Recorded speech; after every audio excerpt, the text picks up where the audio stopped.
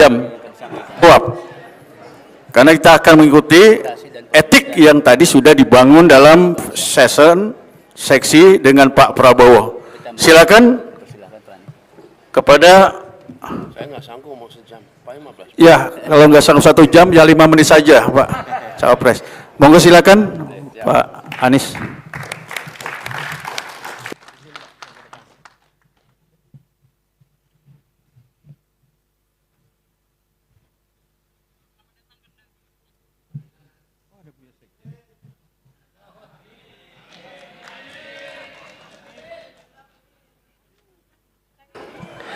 Sekarang ini amin aja dulu, Pak. Apapun yang kita inginkan jawabnya amin dulu. Insya Allah amin. Assalamualaikum warahmatullahi wabarakatuh. Alhamdulillah, alhamdulillahilladzi arsala rasulahu bil huda wa dinil haq liyudhhirahu ala dini kullihi wa kafa billahi syahida. Asyhadu an la ilaha illallah wa asyhadu anna Muhammadan abduhu wa rasuluh. Allahumma sholli wa sallim wa barik ala sayyidina Muhammad wa ala alihi wa ashabi ajmain. Rabbi israh li sadri wa yassir li amri wahlul 'uqdatan min lisani yafqahu qawli. Amma ba'du. Yang saya hormati, yang saya muliakan, yang kami teladani, kami panuti, para alim ulama, para kiai, dan mungkin juga para habaib yang hadir bersama di sini.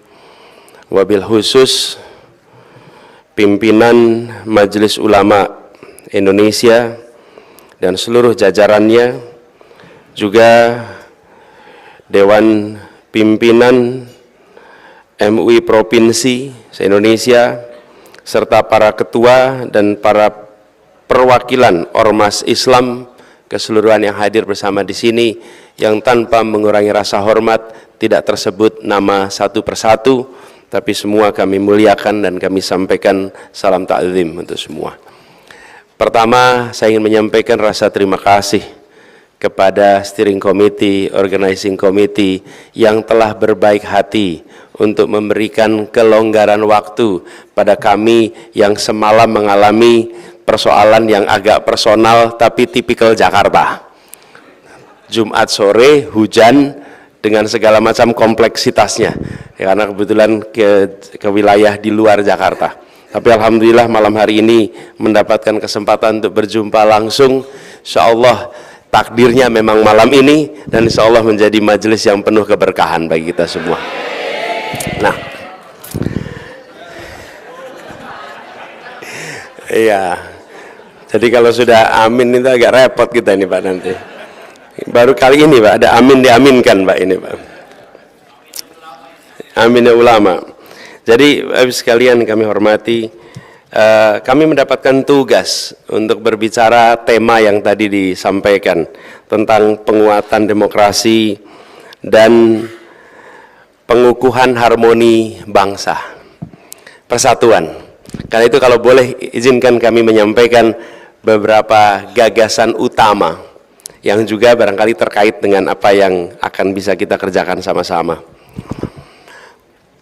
Alhamdulillah, kita mendapatkan keberkahan sebuah negeri yang amat kaya raya. Ketika kita mendengar kata kaya raya, biasanya material. Tapi sesungguhnya kekayaan negeri ini itu ada pada manusianya.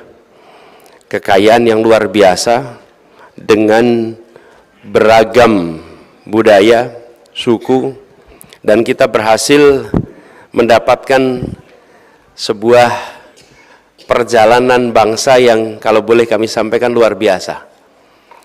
Ke depan ada visi kami, tapi visi ke depan itu saya ingin sampaikan sebagai sebuah rentetan perjalanan.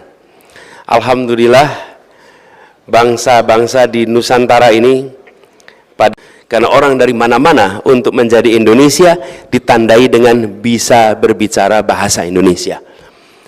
Tapi kesepakatan itu dahsyat. Ini membuat kita punya rasa kebersamaan.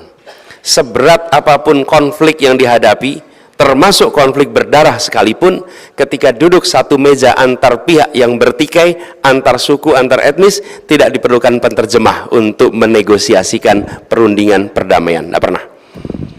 Dokumen kita seluruhnya, MPR, DPR, pemerintahan, satu bahasa. Cuman kita sekarang itu menganggap sudah biasa saja, padahal tanpa itu tidak terjadi. Di Eropa hari ini dibentuk satu negara, namanya Uni Eropa. Bangsanya 28. Bapak Ibu tahu bahasa resminya di Uni Eropa? Bahasa apa kira-kira kalau di Eropa? Inggris sudah tidak anggota lagi di EU. Udah Brexit itu. Bahasa Prancis, Jerman tidak mau pakai. Bahasa Jerman yang lain tidak mau pakai. Bapak Ibu sekalian, bahasa resminya 23 bahasa. Karena itu ketika Republik ini bisa menyepakati bangsa ini satu bahasa, saya sering sampaikan di forum dunia, Anda mau tahu bangsa paling toleran dan harmoni, lihat di ujung tenggara Asia, namanya Indonesia. Di situ bangsa ini. Dan yang disepakati adalah bahasa Melayu, bukan bahasa yang paling banyak penggunanya. Karena paling banyak penggunanya apa? Jawa. Nomor 2 Sunda. Ya. Tapi yang disepakati bukan yang paling banyak, itu diperlukan kematangan yang luar biasa. Kematangan yang luar biasa. Apa kata orang Jawa kalau utusan Jong Jawa itu pulang ke Jogja, pulang ke Solo, terus tetangganya bilang, panjenengan tambi niku poso seberang itu. Jangan bicara tahun 2023, kita bicara 1928. Anda terima bahasa orang seberang? Apa katanya? Ya, kita sepakati. Mereka memahami, mencari sebuah bahasa yang bisa memberikan perasaan kesetaraan, bahasa yang memberikan perasaan kebersamaan, dan mereka menyadari bahasa yang paling tepat adalah bahasa Melayu. Dahsyat. Dah, itu satu yang pertama. Gak usah panjang-panjang di sini. Satu pertama tuh. Satu yang kedua, kita menjadi satu bangsa, satu negara. Satu bangsa, satu negara. Tahun 45. Jadi punya negara sekarang. Satu yang kedua. Satu yang ketiga adalah 1950 ketika ada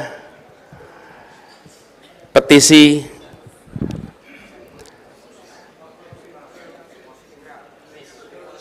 Mosi Natsir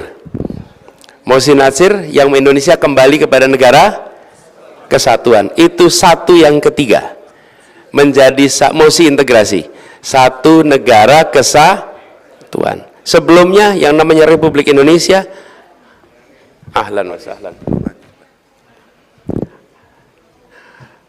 adalah Yogyakarta dan sekitarnya, bukan tempat lain. Yang lainnya Republik Indonesia Serikat. Ini satu yang ketiga. Tapi wilayah Indonesia baru tanah, airnya tidak masuk Indonesia. Laut Jawa perairan internasional, Selat Sulawesi perairan internasional, Arafura seluruhnya perairan internasional. Lalu tahun 57 Juanda melakukan deklarasi yang kita kenal dengan deklarasi Juanda, menyatakan seluruh tanah dan air dalam batas zona ekonomi eksklusif adalah wilayah Indonesia. Tapi dunia belum mengakui. Dunia tidak mengakui. Baru tahun 82, 25 tahun perjuangannya baru diakui. Ini satu yang keempat. Jadi kita sudah mengalami satu. Ini judul di sini adalah harmoni bangsa. Ini semua menjadi satu ini. Satu bangsa, satu negara, satu kesatuan, satu tanah air. Sekarang kita menuju menurut kami satu yang kelima yang harus kita hadirkan, yaitu satu kemakmuran untuk seluruh Indonesia. Yang kelima nih. Jadi hari ini kita sudah 1-4, tapi kita ini masih timpang. Ketimpangan yang luar biasa. Bila kita lihat kualitas manusia, pembangunan itu bukan soal barang yang bisa difoto. Pembangunan itu tentang manusianya, kesejahteraan manusianya. Indeks pembangunan manusia. Jawa dan Sumatera tahun 2013 angkanya 69. 2013. Di luar wilayah itu angka 69 itu tahun 2022. Selisihnya 10 tahun, bukan 4 poin. 10 tahun. Jadi mengangkat kualitas manusia, 1 poin, 2 poin itu kelihatannya kecil, tapi ketika bicara waktu diperlukan waktu 10 tahun. Apalagi bila kita lihat lebih jauh, kota dengan luar kota pedesaan, seantar pulau, ketimpangan menjadi fenomena kita hari ini. Bila ini tidak diselesaikan, maka potensi disharmoni bisa terjadi. Ibu bapak sekalian tentu ingat peristiwa balkanisasi tahun 90-an yang efeknya Bosnia mengalami, masyarakat Bosnia Herzegovina mengalami kekerasan ethnic cleansing waktu itu. Apa yang terjadi di sana? Ya, konflik antar etnik itu di ujung. Tapi sebelumnya 8 wilayah di dalam Yugoslavia mengalami ketimpangan yang luar biasa. Antara Makedonia, kemudian Bosnia, Serbia, Slovakia, dan seluruh negara itu timpang yang luar biasa, ketimpangan yang dibiarkan, ketimpangan yang tidak diselesaikan. Lalu di ujung muncul pemantik pecah. Ini seperti hutan yang dikeringkan, lalu tinggal 1 puntung rokok jatuh, maka terbakar hutan itu. Hari ini kita sedang menyaksikan ketimpangan yang terus-menerus dan tidak secara sistemik diselesaikan. Bila ini dibiarkan, itu sama dengan kita mengeringkan hutan. Tapi bila ketimpangan ini dibereskan, maka hutan kita lembab basah. Jatuh puntung apapun, insya Allah tidak akan terbakar. Itulah visi kita, mempersatukan Indonesia dengan menghadirkan keadilan supaya muncul kesetaraan, dan dari situ muncul kemakmuran yang setara seluruh Indonesia. Itulah sebabnya istilahnya satu kemakmuran. Ini satu-satu-satu sebelum kami dapat nomor urut 1, Bapak Ibu sekalian. Ini jauh sebelum itu semua. Kami satu-satu. Ini satu yang kelima yang harus kita kejar sama-sama. Nah, bila ini bisa kita kerjakan sama-sama, maka di Indonesia kita akan punya perasaan kebersamaan. Ideologi yang dibawa dalam artian nilai adalah nilai keadilan.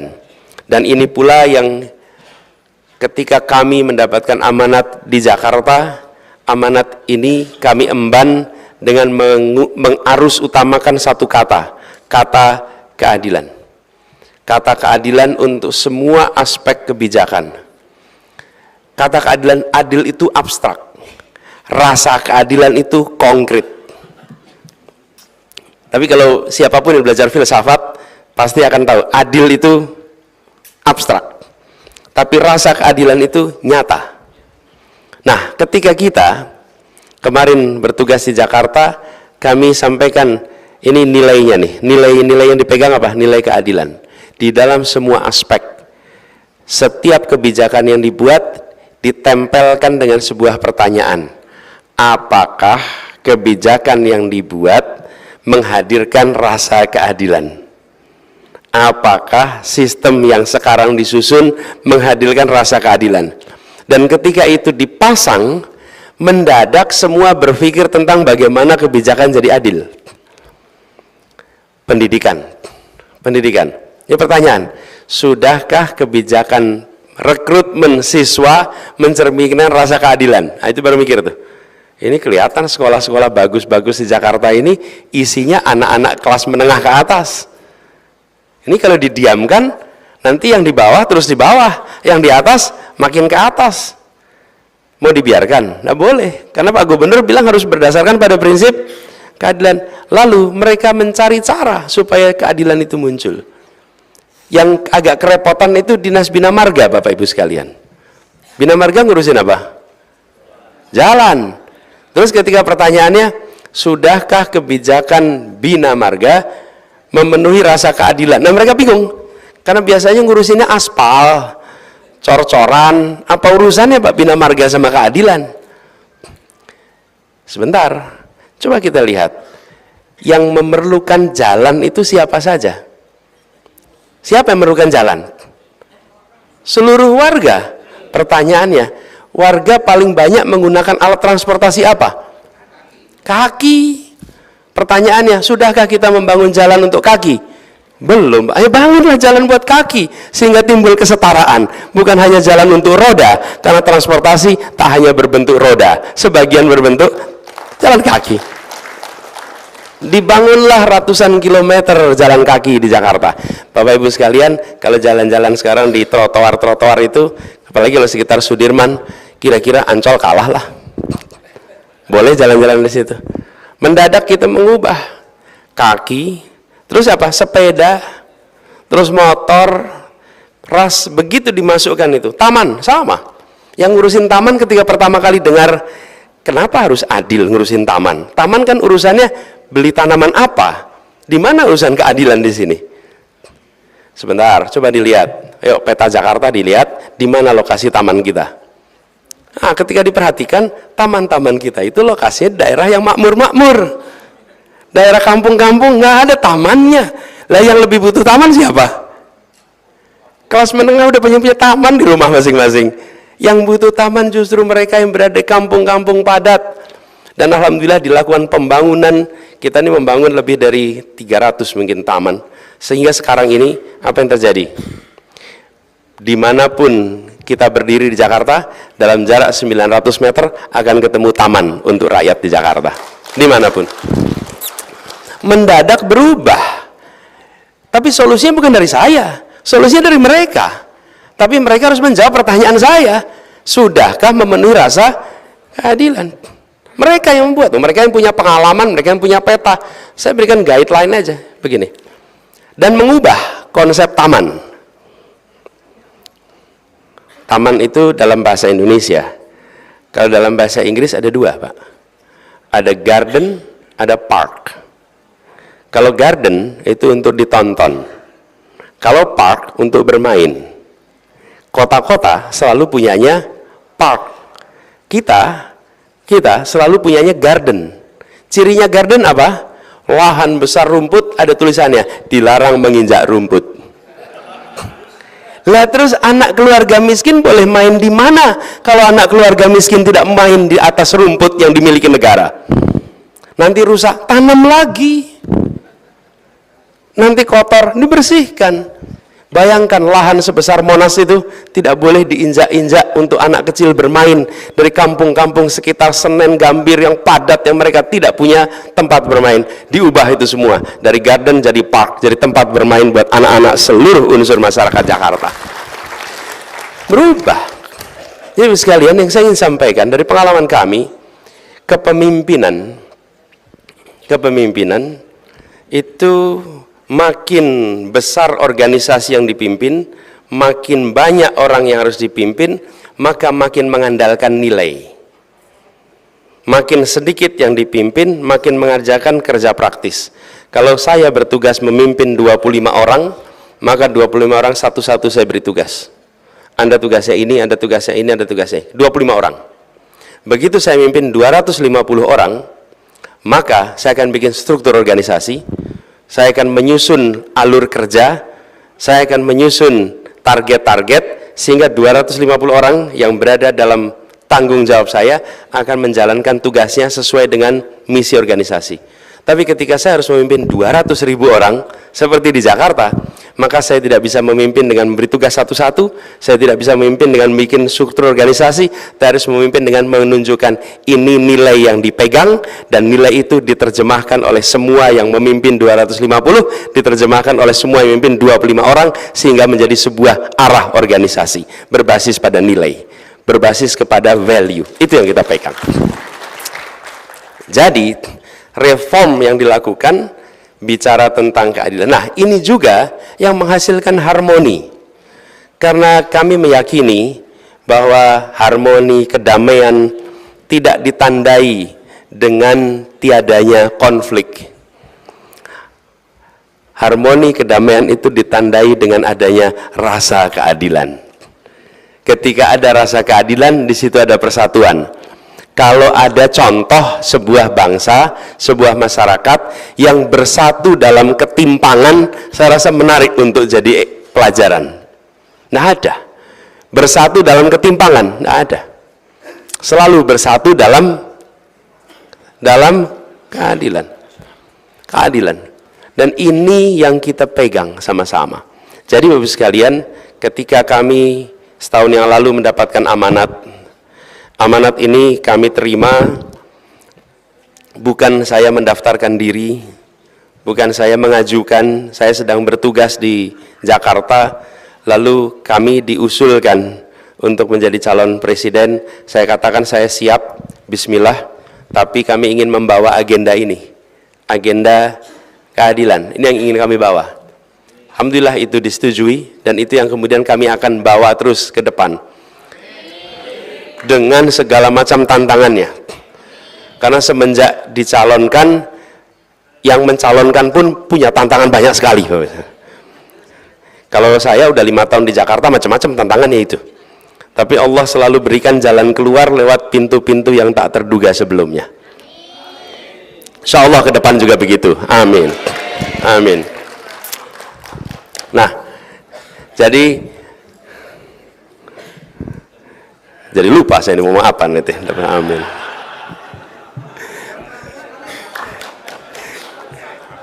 Amin. Jadi kita melihat Indonesia ini sebagai sebuah tempat yang kalau kita tidak segerakan membereskan soal kesetaraan antar semua faktor. Nah, konsep nilai itu harus diturunkan menjadi sebuah mantra yang mudah dipahami. Mudah dipahami. Jadi prinsipnya kami sampaikan, membesarkan yang kecil tanpa mengecilkan yang besar. Menguatkan yang lemah tanpa melemahkan yang kuat. Pegang itu. Dan kalau itu dipegang, maka pertanyaan itu tinggal ditempelkan aja. Saya beri contoh.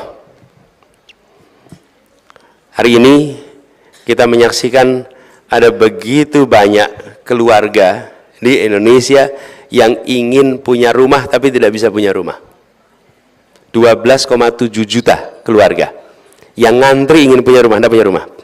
Kalau di Jakarta Bapak Ibu sekalian, kalau Bapak Ibu boleh tebak berapa orang di Jakarta yang punya rumah dan berapa persen yang ngontrak? Ada nggak yang mau nebak di sini? 4951. 49% penduduk Jakarta adalah kontraktor. 51% itu punya rumah. Punya rumah. Ini kalau kita biarkan terus Bapak sekalian, ini biarkan terus. Nanti ke depan makin sulit anak-anak kita akan punya rumah. Kenapa? Serang Bapak sekalian, coba perhatikan. Semua pembiayaan untuk bikin rumah nih, harus pakai KPR. KPR itu kalau ada supir nih, pengemudi, satu pengemudi untuk keluarga, satu pengemudi perusahaan. Yang pengemudi perusahaan punya kontrak dengan perusahaan. Yang pengemudi dengan keluarga tidak punya kontrak. Gajinya sama nih. Dua-duanya ke bank mau ngurus KPR. Yang dapat yang mana? Yang perusahaan. Yang ini dapat tidak? Tidak. Nah, mayoritas rakyat Indonesia sektornya formal atau informal? Informal. Tapi negara tidak pernah diatur untuk bisa melayani mereka yang berada di sektor informal. Apa yang terjadi? Tersingkirkan, terkalahkan terus-menerus, sistemik. Itu yang menyebabkan ketimpangan itu makin hari makin sistemik. Mereka yang kecil, yang lemah, waduh, repot sekali. Kami beri contoh di Jakarta, Pak. Satu ketika di Jakarta, oleh gubernur sebelumnya ada pelarangan menggunakan motor di jalan protokol. Jalan Tamrin, Jalan Sudirman, itu motor tidak boleh lewat. Ingat ya, bagi yang tinggal di Jakarta. Saya waktu itu panggil yang punya data. Yang punya data itu Gojek sama satunya itu apa? Grab. Saya tanya, berapa pengantaran barang dan orang ke Jalan Sudirman setiap hari? Dan jawabannya 500.000 pengantaran per hari. 0,5 juta pengantaran per hari. Se-Jakarta pengantaran itu 13,5 juta per hari pengantaran. Sekarang Bapak sekalian, ketika jalan itu tidak boleh dipakai untuk motor, apa konsekuensinya? maka ibu-ibu rumah tangga yang berdagang kuliner, menjual makanan yang dibelanjakan online oleh mereka yang berada di tempat ini tidak bisa diantar menggunakan motor. Berarti di luar sana ada lebih dari, atau bisa bilang ratusan ribu usaha yang mati karena atau tidak punya channel karena jalannya ditutup. Nyambung secara digital tapi tidak nyambung secara konektivitas transportasi. Itu menghadirkan frustrasi. Dan itu efeknya apa? Menurunkan kesejahteraan. Begitu jalan itu dibuka, maka ratusan ribu pesanan dipesankan kepada keluarga-keluarga yang ada di Jakarta dan mereka bisa mengantarkan dengan motor dan harganya terjangkau. Masalah diselesaikan. Kami sekarang melihat ini ada ketimpangan-ketimpangan banyak sekali. Kenapa? Karena negara hanya mau menyusun kebijakan yang memudahkan bagi dirinya. Paling mudah adalah cari orang kerja sektor formal. Sektor informal ini ribet sekali. Usaha juga begitu.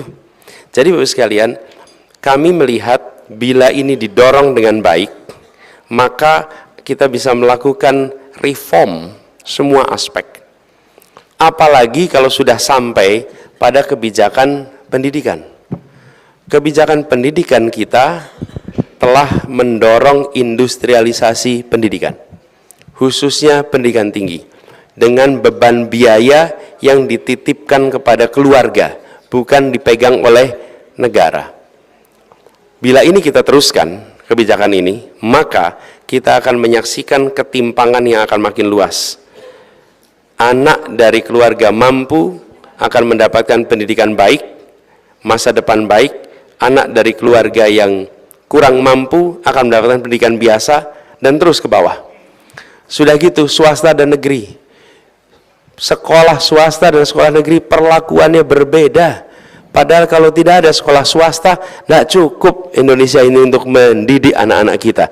Harusnya pemerintah merasa berhutang budi pada sekolah-sekolah swasta. Karena sekolah-sekolah swasta itulah yang justru menyelamatkan anak-anak yang tidak bisa tertampung di sekolah negeri. Jadi tidak boleh dipandang ini sebagai beban, malah swasta itu harus dibantu. Itulah sebabnya saya sampaikan ke depan kami malah memandang sekolah swasta ini dibantu. Fasilitasnya ditingkatkan dan dibantu oleh negara. Gurunya kalau diangkat menjadi guru P3K jangan dipindah ke pemerintah, biarkan tetap itu di swasta supaya mereka bisa tetap mengajar di sana. Dan malah kami melihat PBB-nya perlu dinolkan supaya mereka tidak punya beban. Apalagi sekolah-sekolah lama. Sekolah-sekolah lama itu biasanya lokasinya di pusat kota, dan pusat kota itu biasanya PBB-nya lebih mahal daripada pinggiran kota. Betul tidak? Kan itu malah PBB-nya menghukum sekolah berjasa, bukan? Lihat sekolah-sekolah yang sudah ada sebelum Republik ini ada, itu PBB-nya lebih mahal daripada sekolah yang baru dibangun 10 tahun yang lalu. Kebijakan-kebijakan begini itu dibiarkan begitu saja. Kenapa? Karena kita tidak menggunakan pertanyaan sederhana dalam menyusun kebijakan. Apakah kebijakan ini menghadirkan rasa keadilan? Begitu itu dipakai, revisi. Jadi Bapak sekalian, kami melihat harmoni ke depan itu bukan soal pidato, bukan soal kumpul antar suku, antar etnis, antar agama, lalu terlihat harmoni dalam forum. Bukan. Harmoni itu adalah kebijakan yang disusun yang menghadirkan perasaan kesetaraan, dan dari kesetaraan itu muncul perasaan keadilan, dan dari situ muncul harmoni dari rasa keadilan itu. Nah, ini menurut pandangan kami yang menurut kami perlu kita dorong sama-sama ke depan. Lalu yang tidak kalah penting, Bapak Ibu sekalian yang kami hormati, salah satu aspek yang tadi disampaikan adalah tentang penguatan demokrasi yang dibebankan pada kami. Kami melihat proses musyawarah rakyat yang begitu besar itu tidak sederhana. Orang masih banyak yang berdebat tentang demokrasi itu apa.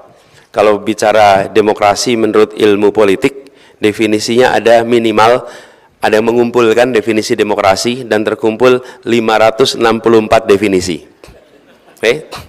Jadi kalau ada orang berdebat soal demokrasi, barangkali definisi yang dibilang si A dengan definisi yang dibilang si B itu beda. karena ada 564 definisi tentang demokrasi itu. Jadi, saya ingin sederhanakan dalam konteks kita. Bagaimana kehidupan bernegara ini diatur dengan adab yang benar, dengan etika yang dijunjung tinggi, dan negara yang mengandalkan pada prinsip hukum. Menurut kami, Indonesia harus terus berada dalam relnya, bukan sebagai negara kekuasaan, tapi sebagai negara hukum. Dalam negara hukum, kekuasaan diatur oleh hukum. Dalam negara kekuasaan, hukum diatur oleh kekuasaan.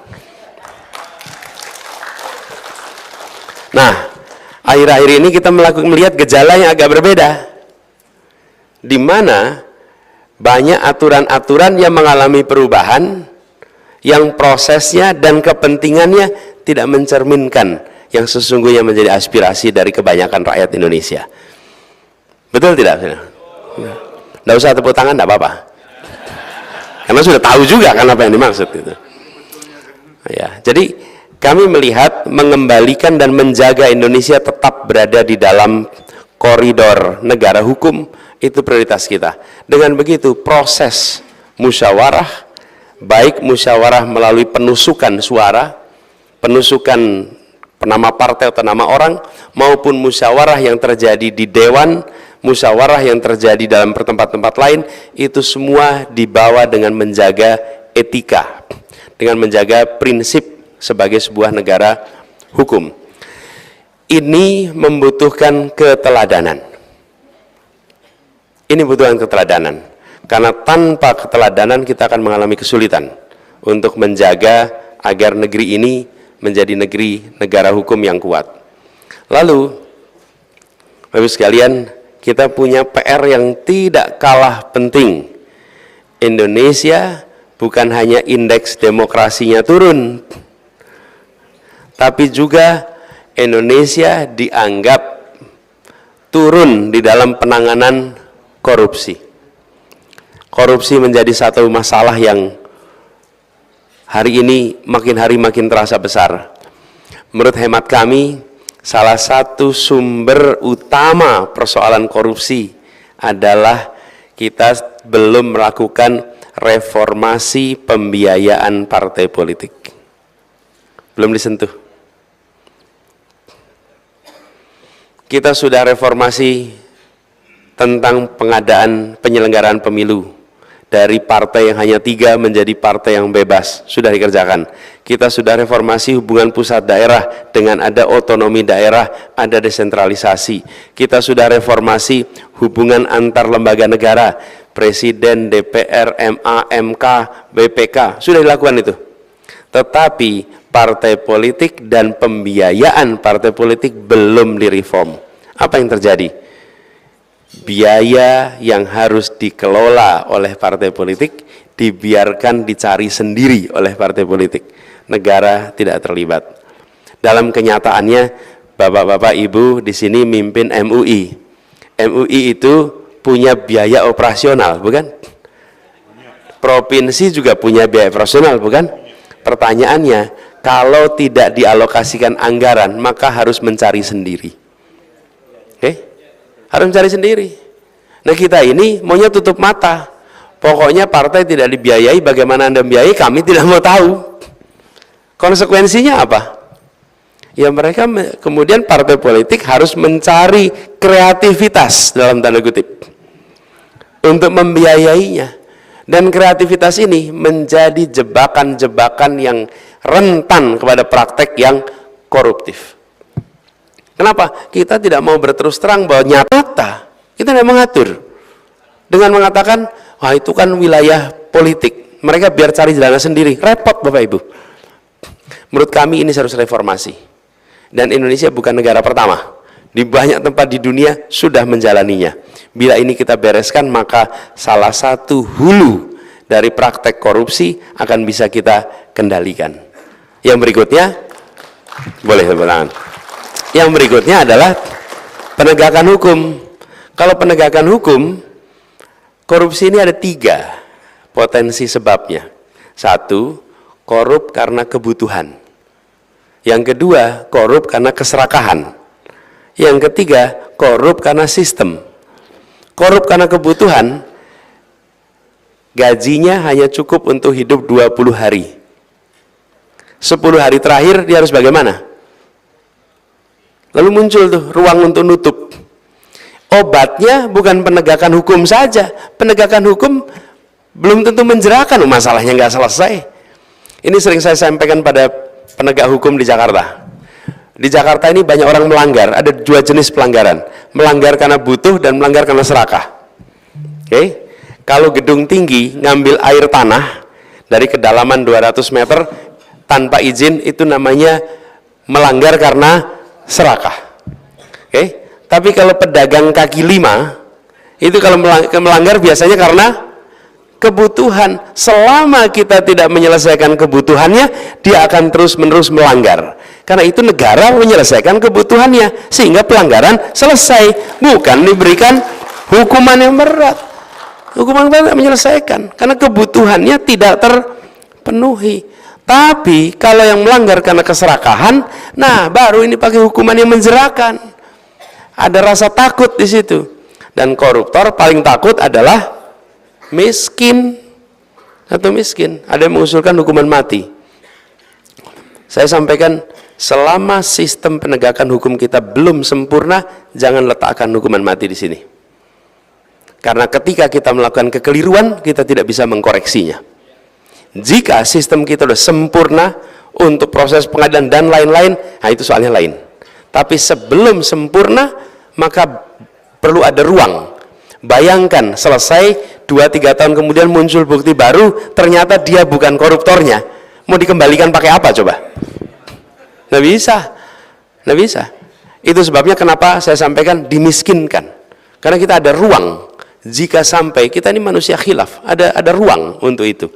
Nah ini yang kemudian dilakukan. Kami melihat penting sekali untuk segera mensahkan undang-undang perampasan aset oleh negara.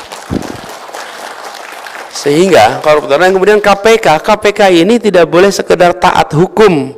KPK ini harus taat pada kode etik. Dia harus lebih tinggi dari hukum. Dia harus taat pada kepatutan.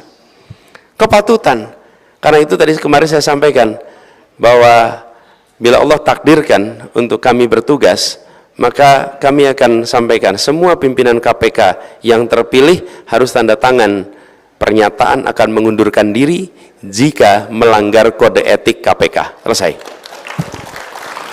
Jadi bukan mengundurkan diri kalau jadi tersangka, bukan. Itu aja masih belum. Tapi bila melanggar kode etik, dan kode etik KPK, Bapak Ibu sekalian, saya kebetulan pernah bertugas menjadi ketua komite etik KPK tahun 2012. Ketika saya jadi ketua komite KPK, saya melihat dari dekat betapa standar kode etiknya itu sangat tinggi. Dan pada waktu itu saya belum pernah, ini saya cerita sedikit, saya belum pernah datang berada di sebuah kantor yang ketika waktu duha musolanya penuh dengan orang-orang sholat duha, kecuali di KPK. Betul-betul, saya datang kantor banyak, tapi hanya di KPK. Ini peristiwa 2012. Ketika waktu duha itu semua hadir di situ. Begitu waktu sholat masuk, semua berbondong-bondong ada di musola. Dan waktu saya ngobrol dengan mereka, itu mereka selalu cerita. Kan di musola kita duduk gitu, Pak, kami yang di sini ini betul-betul hanya mengandalkan pada pertolongan Allah, tidak ada yang lain. Karena yang dihadapi luar biasa. Bapak Ibu sekalian, luar biasa. Kita di sini tahu beres, Bapak Ibu. Karena mereka tak bercerita. Itu kalau datang ke situ ketemu dengan mereka-mereka yang bertugas, kalau saya mengatakan saya bangga lihat anak-anak muda penuh integritas yang waktu itu menjaga KPK. Luar biasa. Nah, tapi sebagian udah dikeluarin kemarin.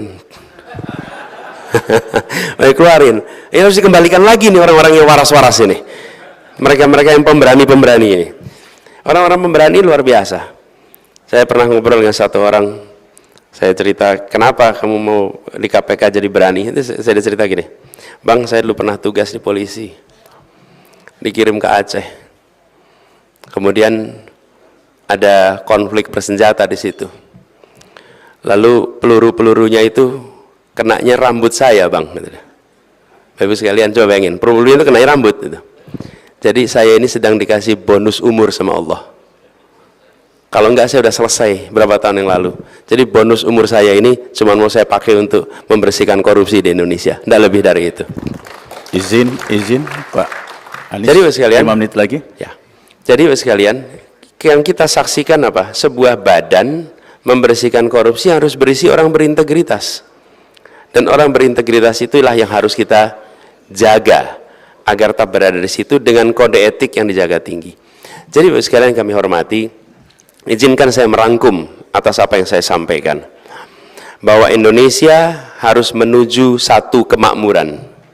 Karena dengan satu kemakmuran kita akan bisa merasakan Indonesia memberikan perlakuan yang sama bagi semuanya. Itu dilakukan lewat apa? Lewat mereview semua kebijakan yang ada agar kebijakannya membesarkan yang kecil, menguatkan yang lemah, tanpa mengecilkan yang besar, tanpa melemahkan yang kuat. Garisnya itu.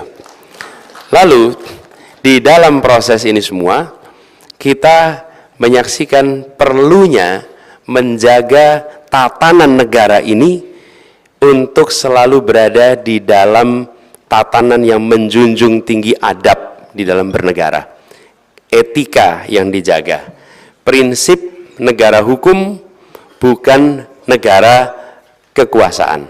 Ini. Lalu salah satu masalah terbesar Republik ini adalah praktek korupsi, dan praktek korupsi ini diselesaikannya melalui satu, yang karena kebutuhan dibereskan kebutuhannya, yang karena keserakahan diberikan ancaman hukuman yang menjerakan, dan institusi yang mengelola penegakan hukum untuk korupsi yang serakah adalah KPK. KPK-nya ditinggikan standar kode etiknya.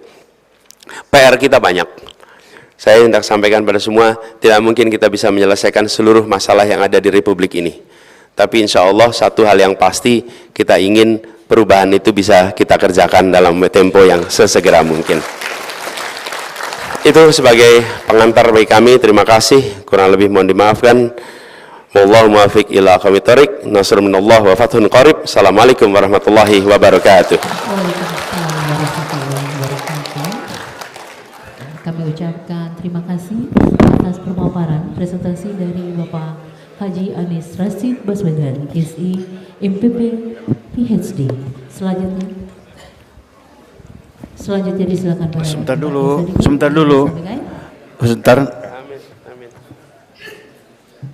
Terima kasih Pak Capres. Rasanya kurang sekali, tidak terasa. Kalau sampai besok mungkin tahan juga nih Pak Anies. Kelihatannya serius, khusyuk mendengarkannya, pemaparan, gagasan, pemikiran, message yang sangat strategis dari beliau terkait dengan masalah bagaimana membangun sebuah peradaban kemakmuran ya Pak Anies. Ini sangat susah mengatai sebuah ketimpangan yang sangat complicated. Ini beliau menghadirkan bagaimana ada sebuah manajemen isu. Jadi jangan sampai ketimbang-ketimbang yang ada ini menghadirkan sebuah isu, dan isu tidak di-manage, ini bisa menghadirkan sebuah konflik.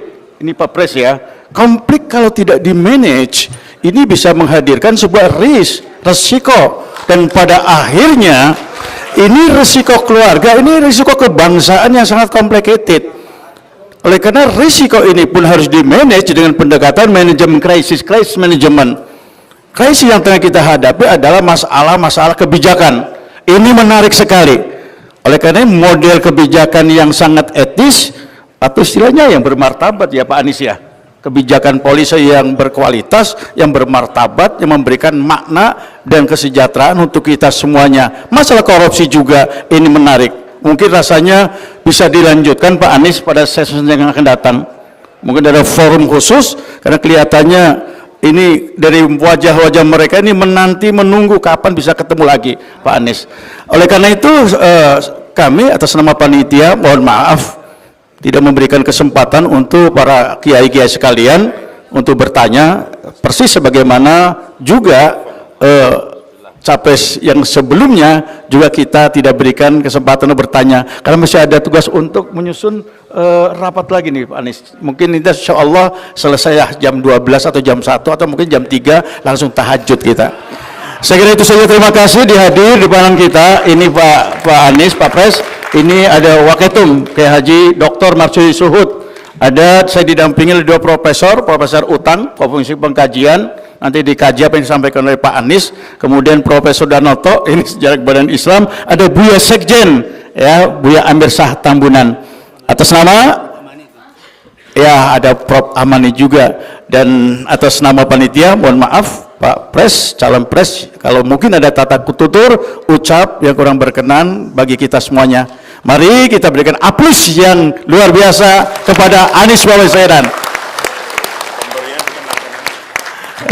Yang terakhir kita akan menyerahkan sebagai rasa hormat cinta kami kepada beliau. Dari panitia sudah menyiapkan yaitu pemberian cenderamata. Mohon kesediaan untuk Pak Anies berhijrah tempatnya ke bawah. Mohon kesediaan ke Pak Kiai Marsudi. Usai ini kita akan terus lanjut ya melaksanakan rapat komisi. Ya, baik, terima kasih Pak Kiai Sadikin. Penyerahan cenderamata dari Majelis Ulama Indonesia untuk Bapak Haji Anies Rashid Baswedan SE MPP PhD yang akan disampaikan oleh Wakil Ketua Umum MUI yaitu Bapak Kiai Haji Dr. Marsudi Suhud, yang dilanjutkan dengan sesi foto bersama. Dan Bapak dan Ibu kami informasikan setelah ini kita akan langsung memulai sidang komisi.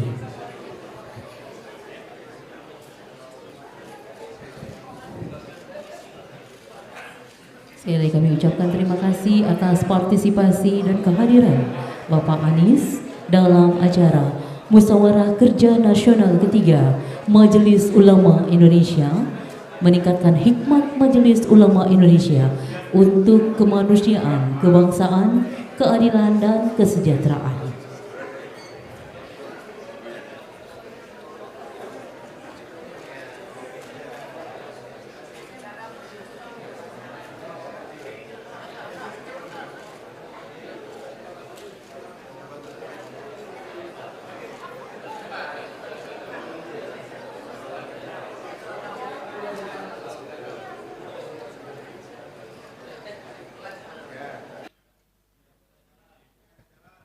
Ya, terima kasih sekali lagi kami ucapkan Bapak selamat bertugas dan beraktivitas kembali, dan terima kasih atas kehadirannya dalam acara Mukernas 3 MUI yang digelar di Hotel Mercure Ancol.